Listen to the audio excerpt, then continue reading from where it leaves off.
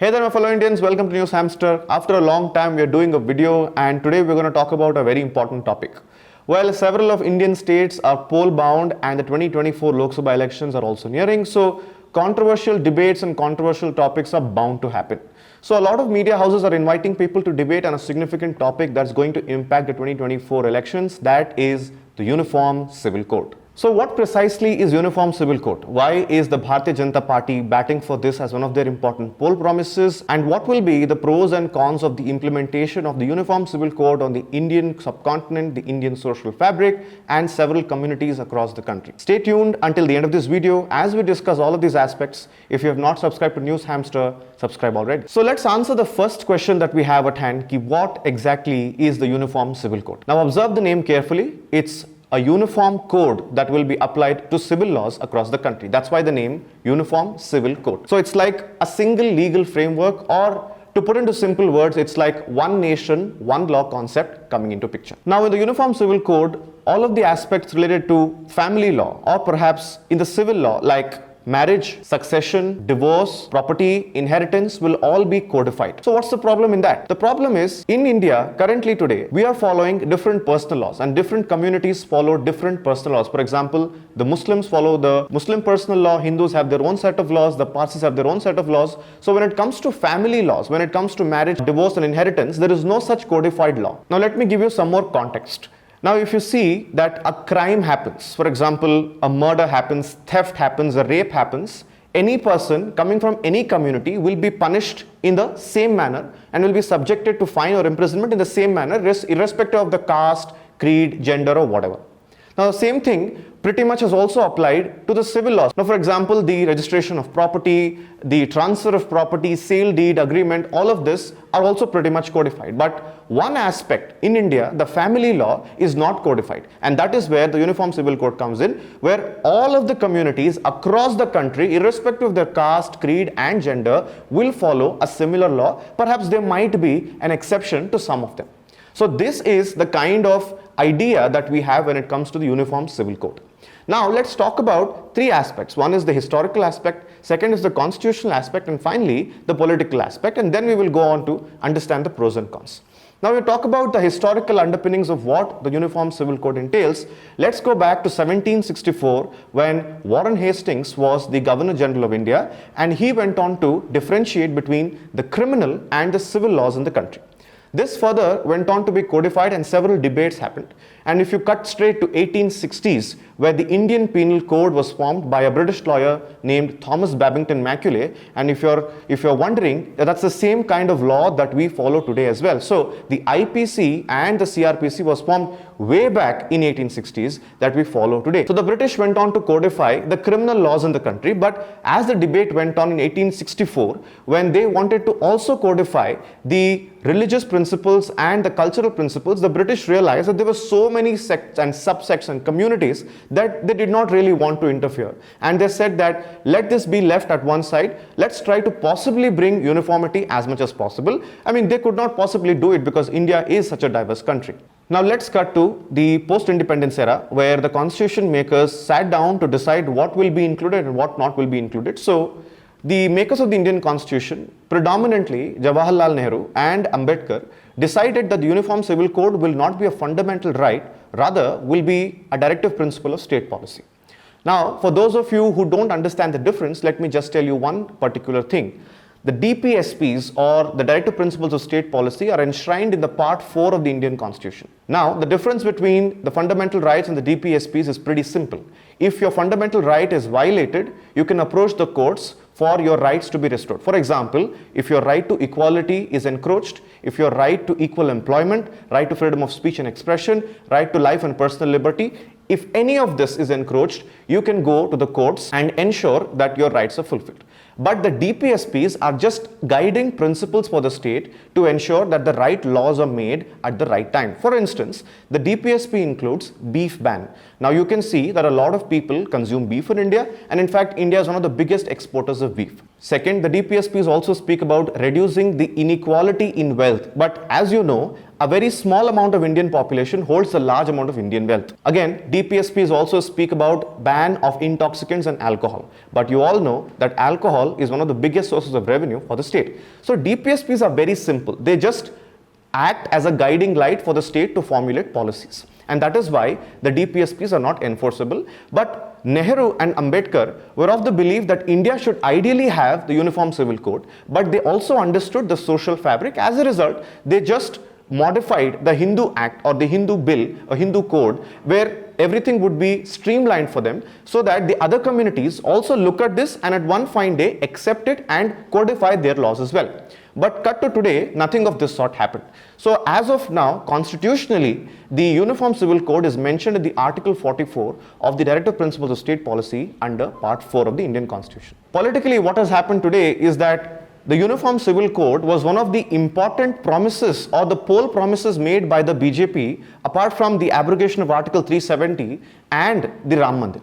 Both of them were bought out easily and they were done, but Uniform Civil Code has been taking time and has been a recurrent promise in the previous elections, like you saw in Uttarakhand, now again in Gujarat and several other places, where Prime Minister Modi himself has said that the Uniform Civil Code will be implemented. The Aam Aadmi Party has also extended its support for the Uniform Civil Code to be implemented. But there are a lot of pros and cons that have to be weighed, a lot of things that will come into picture before this code goes on to be implemented. So let us go into a little bit of detail and understand what precisely is happening. Like I said, a lot of communities in India follow their kind of personal laws and their kind of ideas, their kind of cultural norms when it comes to ideas like marriage, divorce, succession, so on and so forth. As of today, there is only one state in India that follows the civil code or the Uniform Civil Code, that is Goa, where we call it the Goa Civil Code, which was left by the Portuguese after the Goa got independence from the Portuguese in 1961. But if you look at Goa carefully and if you look at the laws followed in Goa, do you really think the Uniform Civil Code is being followed? Write to us in the comment section. We'll make an entirely different video about how Goa has a Uniform Civil Code but it's not following it.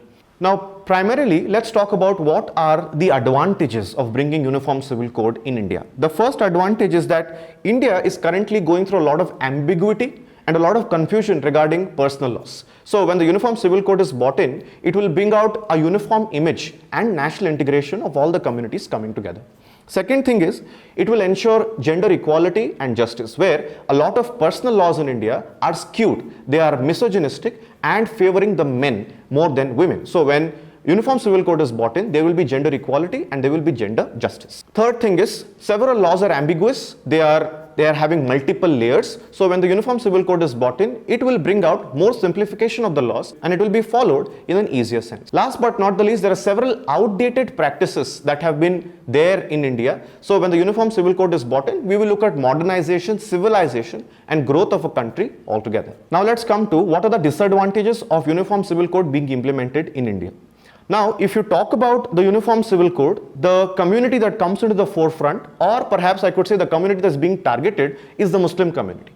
Because there are so many things that are attributed to this for the Muslim community, and that is why it's coming into the forefront. Now, let me take you back to 1985, when the famous Shah Banu case happened, and the Supreme Court announced its verdict in the case of Shah Banu. Now, what is the Shah Banu case? Everybody's talking about it. Everybody's giving the example of the Shah Banu case when you talk about the Uniform Civil Code, but a lot of people have no idea what it precisely means. So, Shah Banu was a 62-year-old woman who filed a case in the Madhya Pradesh High Court that her husband, Muhammad Ahmad Khan, was not giving her alimony or maintenance. Now, please understand the context here. Shah Banu and Muhammad Ahmad Khan were not divorced. They were just separated, not even legally. Muhammad Ahmad Khan had done a second marriage and was living with his second wife, where Shah Banu was asked to live separately. So Shah Banu went on to file a case where she demanded alimony. Right at that point, Muhammad Ahmad Khan announced triple talaq, or gave her talaq or divorced her, and said that she is only eligible for alimony for 3 months, just for the period of iddat, that is of the 90 days, where she will be given maintenance. After that, she is not responsible, or he is not responsible for providing her maintenance according to the Muslim personal law. But the court said that according to the section 125 of the CRPC, she is eligible for maintenance, and that is why she has to be provided maintenance. And that's when the famous Shah Banu verdict came, where even after the iddat period, the woman is supposed to be provided with alimony or maintenance by the man, irrespective of which community community he or she belongs to. This became an important verdict, but at this point in time, the court also reiterated that a uniform civil code will solve most of the problems that women of the Muslim community are facing. Now, keeping the Shah Banu case aside, the Muslim community particularly, or the minority communities, are resisting the Uniform Civil Code because they believe that the code, the Uniform Civil Code that everybody is talking about, will be a majoritarian code, or perhaps will result in the formation of the Hindu Rashtra, which will be the implication, or which will be the imposition of a majoritarian code that will not be okay with a lot of people or different communities. Many people say that personal laws are related to the sanctity of that religion or of that community, and bringing a civil code will be against Article 25 and Article 29 enshrined in the Indian Constitution. That is fundamental right which allows you to practice your religion, to propagate, to profess, and to speak about your religion and practice it in the most open sense possible. And this is also subject to reasonable restrictions, like you cannot go and impose your religion on anybody else. That's the basic thing. But the fundamental right is simple, that you can practice your faith in the way you want it, provided to the reasonable restrictions. This is also leading to political tensions and political conflicts, where a lot of parties that came together on one ideology are now standing conflicted because they don't want something like the Uniform Civil Code to be imposed. Now, the last thing that the legal experts are all pointing out, that if you're going to amend one particular law, or you're going to bring forward one particular law, how many laws will you possibly amend? Because if you talk about Muslim community, there are a set of laws that govern its personal law. When you talk about the Sikh community, there are a set of laws. When you talk about the Hindu community, there are again 100 set of laws. How many laws will you govern? How many laws will you amend? How many stakeholders will you consult? How long is the process? How big is the process going to be? All of these questions are coming forward. But again, it's a typical BJP thing that none of this thing has been spoken about. There is no ambiguity, there is no clarity. For instance, when there was CAA, NRC, there was no clarity. In NEP, there was no clarity. And now you have the UCC, where again there is no clarity. So the question predominantly ahead of us is, if there is going to be Uniform Civil Code, what will it entail, and how many exceptions of which community will be provided with the Uniform Civil Code? Now let's come back to the Shah Banu case. Now in Shah Banu case, in the Muslim community, a predominant problem came out, the problem of polygamy and the problem of maintenance, that could only be solved with state intervention in religious laws. Now, the Shah Banu case became a legal thing, but what followed was political, because at that point in time, the Rajiv Gandhi government came under the compulsion of the conservative Muslim ministers and the All India Muslim Personal Law Board and decided to overturn this particular judgment. And they passed the famously infamous Muslim Women Protection Against the Divorce Act of 1985, where they said a Muslim man is only responsible to give alimony to his wife only for the period of 3 months, that is the period of iddat, that is 90 days. After that, the woman has to sustain herself, or the responsibility of giving her alimony will be on her own family or will be on the Waqf board. So this became a problematic situation, but again, this was challenged to the Supreme Court by the lawyer of Shah Banu, where the Supreme Court finally gave out a judgment that this cannot be the valid thing and the section 25 of the CRPC will prevail. So again, this became a very, very important landmark, and again the reiteration happened that the UCC should be brought forward and it should be implemented in a particular way. A lot of people talk only about the Muslim community and give examples of the Shah Banu case of 1985 and also the Shaira Banu case of 2017, where triple talaq was declared unconstitutional. But I would also like to bring to your notice the Sarla Mudgal case of 1995, where the court reiterated that a Hindu husband cannot convert to Islam to marry another woman unless he dissolves his previous marriage. Again, here the court reiterated that a uniform civil code will solve a problem like this, where a Hindu man perhaps converts to a Muslim religion or the Islam to get married for the second time without deserting his previous wife. So the problem is not just with the Muslim community, the problem is spread across the communities in India. So here are the final bits of what will be the possible implications if Uniform Civil Code is implemented in India. Primarily, we can talk about the age of marriage, where in general, the idea is that a man is eligible for marriage when he is 21, a woman when she is 18. Now, a lot of legal experts say that this is bringing out a stereotype that the husband has to be older than the wife. So, a Uniform Civil Code will possibly solve this problem. And when it comes to Muslims, the man or a woman is eligible for marriage when they hit puberty. Now, that could be at the age of 15 or 17 or whatever. Now, second biggest problem that the BJP is pointing out, predominantly the Prime Minister is also pointing out, that the idea of polygamy, that is a luxury for people of Muslim community. Let me just bring out a simple idea that polygamy in Islam is not a luxury like how it is painted by news anchors and people on TV debates. It's an exception. So if you want more information on this, we can probably have a ground report for you. Write to us in the comment section about that. So when you talk about the polygamy situation in India, back in the 1960s, we had the caste census that said that the average of polygamy was 5.8% in Hindus and 5.7% in Muslims. But now, in 2019-20, the National Family Health Survey has pointed out that 1.9% Muslim women have said that they have been in a polygamous marriage, and 1.3% Hindu women have said that they have also been in a polygamous marriage. Now, polygamy as a practice is not common amongst the major communities in India. Rather, it's common among the tribals. It's an essential custom for the tribals across northeast, northwest part of India, so on and so forth. So there is also a research paper that has said that the polygamy as a concept is coming down in India. The numbers are falling down, and the rate of polygamy is inversely proportional to the income level. So as the income level is increasing, the situation of polygamy is reducing, and perhaps in a few years it will also get washed out from India as a concept. So polygamy is not a problem with the Muslim community. It's a essential practice of or an essential custom in the tribal. So if you're going to wipe it off, how precisely are you going to do it through the Uniform Civil Code, or how many tribes in India will be given the exception for this will be a question that will be answered. The same thing will apply to the adoption, the custody of a child, where again the law is a little bit skewed towards the man and says that the man is responsible, the man is the right person to have the custody of the child. That should be aligned properly with the introduction of the Uniform Civil Code. The divorce, the idea of alimony, like we spoke previously, that also will be brought into picture. Now the major question that stands here, what about the tribals? How will be the tribal laws and customs amended? And already 300 MLAs of Nagaland have been threatened by the tribals who are saying that if you implement the Uniform Civil Code, we'll burn down your houses. Same thing has been happening in Jharkhand, where the tribals are revolting against the idea of the Uniform Civil Code. Now, is Uniform Civil Code will be a one nation thing, or every state will have the freedom to implement its own code?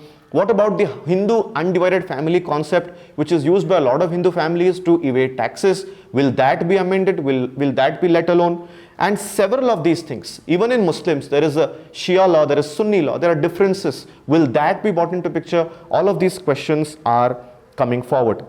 Now, the way forward is quite simple. The 21st Law Commission has said that there is no need, it is unnecessary for the implementation of Civil Code. And the 21st Law Commission has said that primarily we have to codify the family laws first and then slowly amend the Civil Code or slowly bring in the changes in the laws. So will the government listen to the Law Commission, or the poll promises of the government be the primacy? This only time will tell. Now let's just understand that India is not about uniformity. India is a country that's known for its unity in diversity. So the Uniform Civil Code should rather focus on unity more than uniformity.